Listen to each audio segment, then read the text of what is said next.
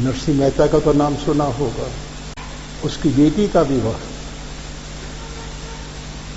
घर में एक भी अन्न का दाना नहीं। तो नरसिंह मेहता की बिटिया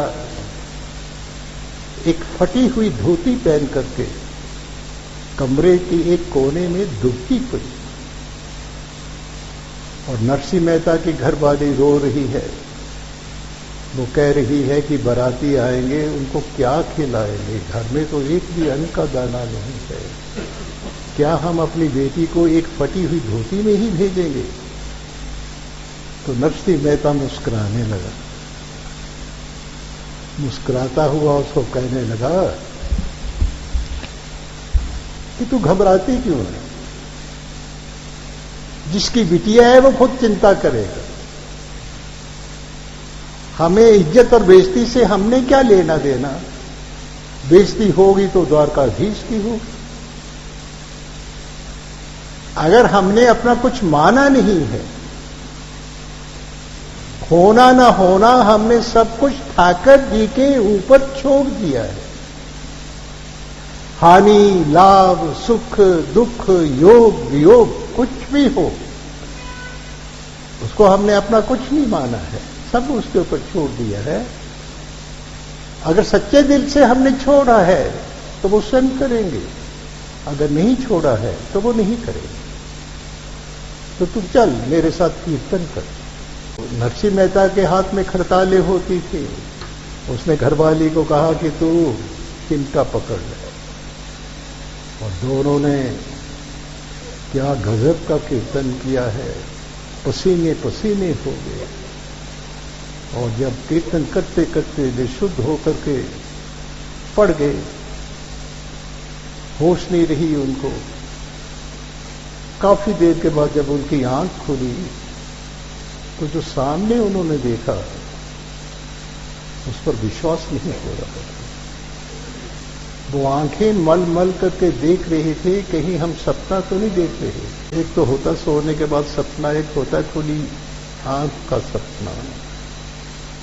ये जगत जो है ना, ये सपना है, इसको हम खुली आंख से देखते हैं। ये लंबा सपना है, रात को जब हम सो जाते हैं तो वो छोटा सपना है। तो आंखें फाड़ फाड़ करके देख रहे थे। तो क्या देख रहे थे वो?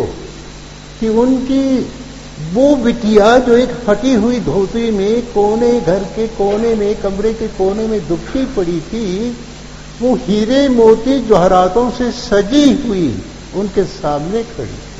तो नरसिंह मेहता की घरवाली ने उनसे पूछा, बेटी ये सब कुछ कैसे हुआ? तो उसने जवाब दिया, अभी अभी राधा रानी आई, मेरा श्रृंगार करके गई है, और जिस घर कमरे में मैं बैठी थी उस कमरे में ना जाने क्या कुछ भर करके वो गई है। तो नरसिंह मेहता और उसकी घरवाली उस कमरे की तरफ को दौड़े, तो देखा कमरे के अंदर अन्न, धन, पकवान, तो सब कुछ वो कमरा जो था वो भरा पड़ा था।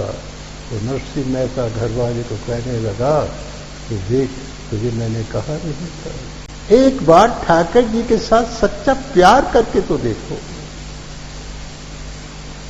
उनकी प्रसन्नता में जीवन जीकर तो देखो। अभी तक हम जो कुछ भी कर रहे हैं वो ऊपर ऊपर से कर रहे हैं, हृदय से नहीं कर रहे। भगवान के साथ जो हमारा प्यार है वो दिखावा मात्र है, क्योंकि जितनी पकड़ हमारे हृदय में परिवार और संसार के लिए है उतनी पकड़ भगवान के लिए नहीं।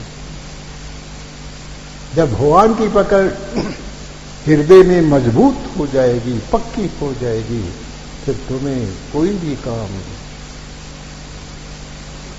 देखो, उसी नरसिंह मेहता के बेटे की शादी, कुड़मों का आया वो क्या कहते हैं, विवाह की पत्रिका। तो उसने नरसिंह मेहता ने क्या किया, ठाकर जी के चरणों में रख दी वो पत्रिका और भूल गया। कल बारात जानी है, और नरसिंह मेहता को याद ही नहीं।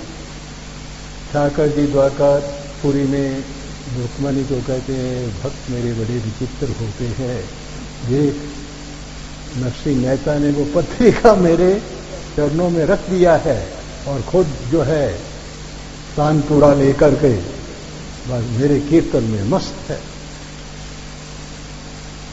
तो अब तो जाना ही पड़ेगा।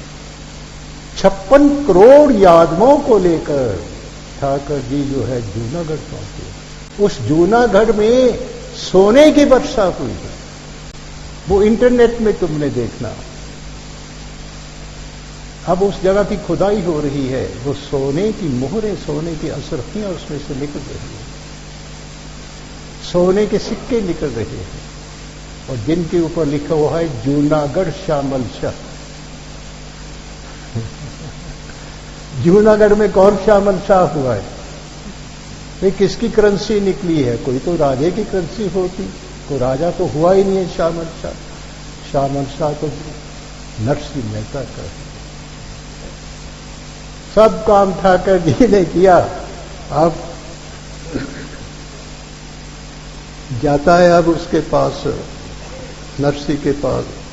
अरे भाई नरसिंह, अब कुड़म की मिलनी होनी है, कम से कम चल, इतना काम तो कर दे, बाकी सारा काम मैंने कर दिया। कहता कुड़म बुड़म तू ही बन।